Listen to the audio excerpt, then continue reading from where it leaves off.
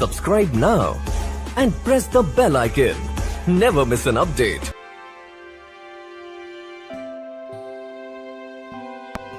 नया अहदनामा, जिसे इंजील शरीफ भी कहते हैं।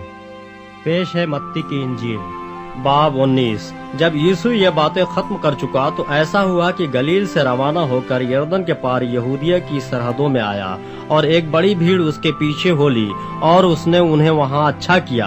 और फरीसी उसे आजमाने को उसके पास आए और कहने लगे, क्या हर एक सबब से अपनी बीवी को छोड़ देना रवा है? उसने जवाब में कहा, क्या तुमने नहीं पढ़ा कि जिसने उन्हें बनाया उसने इब्तदा में ही उन्हें मर्द और औरत बनाकर कहा कि इस सबब से मर्द बाप से और माँ से जुदा होकर अपने बीवी के साथ रहेगा, और वो दोनों एक जिस्म होंगे।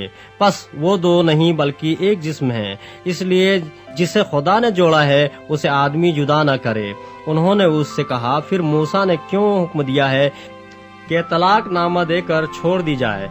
उसने उनसे कहा कि मूसा ने तुम्हारी सख्त दिली के सबब से तुमको अपनी बीवी को छोड़ देने की इजाजत दी, मगर इब्तदा से ऐसा न था। और मैं तुमसे कहता हूँ कि जो कोई अपनी बीवी को हरामकारी के सिवा किसी और सबब से छोड़ दे और दूसरी से ब्याह करे, वो ज़िना करता है, और जो कोई छोड़ी हुई से ब्याह कर ले वो भी ज़िना करता है। शागिर्दों ने उससे कहा कि अगर मर्द का बीवी के साथ ऐसा ही हाल है तो ब्याह करना ही अच्छा नहीं। उसने उनसे कहा कि सब इस बात को कबूल नहीं कर सकते, मगर वही जिनको ये कुदरत दी गई है, क्योंकि बाज़ खोजे ऐसे हैं जो माँ के पेट से ही ऐसे पैदा हुए, और बाज़ खोजे ऐसे हैं जिनको आदमियों ने खोजा बनाया, और बाज़ खोजे ऐसे हैं जिन्होंने आसमान की बादशाही के लिए अपने आप को खोजा बनाया। जो कबूल कर सकता है वो कबूल करे।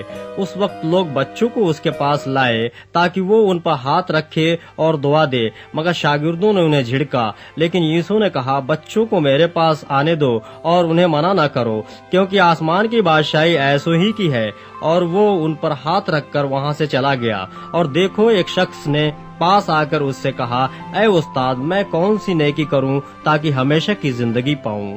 उसने उनसे कहा कि तू मुझसे नेकी की बाबत क्यों पूछता है? नेक तो एक ही है, लेकिन अगर तू जिंदगी में दाखिल होना चाहता है तो हुक्मों पर अमल कर। उसने उससे कहा कि कौन से हुक्मों पर?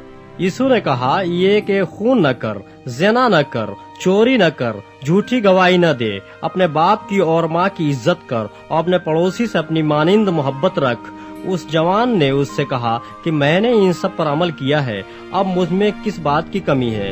यीशु ने उससे कहा कि अगर तू कामिल होना चाहता है तो तू जा, अपना माल और असबाब बेचकर गरीबों को दे, तुझे आसमान पर खजाना मिलेगा, और आकर मेरे पीछे हो ले। मगर वो जवान ये बात सुनकर गमगीन होकर चला गया, क्योंकि बड़ा मालदार था। और यीशु ने अपने शागिर्दों से कहा, मैं तुमसे सच कहता हूँ कि दौलतमंद का आसमान की बादशाही में दाखिल होना मुश्किल है। और फिर तुमसे कहता हूँ कि ऊंट का सुई के नाक में से निकल जाना इससे आसान है कि दौलतमंद खुदा की बादशाही में दाखिल हो। शागिर्द ये सुनकर बहुत ही हैरान हुए और कहने लगे कि फिर कौन निजात पा सकता है? यीशु ने उनकी तरफ देखकर कहा कि ये आदमियों से तो नहीं हो सकता, लेकिन खुदा से सब कुछ हो सकता है। इस पर पतरस ने जवाब में उससे कहा कि देख, हम तो सब कुछ छोड़कर तेरे पीछे हो लिए हैं, बस हमको क्या मिलेगा? यीशु ने उनसे कहा, मैं तुमसे सच कहता हूँ कि जब इब्न आदम नई पैदाइश में अपने जलाल के तख्त पर बैठेगा तो तुम भी जो मेरे पीछे हो लिए हो 12 तख्तों पर बैठकर इसराइल के 12 कबीलों का इंसाफ करोगे। और जिस किसी ने घरों या भाइयों या बहनों या बाप या माँ या बच्चों या खेतों को मेरे नाम की खातिर छोड़ दिया है, उसको 100 गुना मिलेगा और हमेशा की जिंदगी का वारिस होगा। लेकिन बहुत से अव्वल आखिर होंगे और आखिर अव्वल।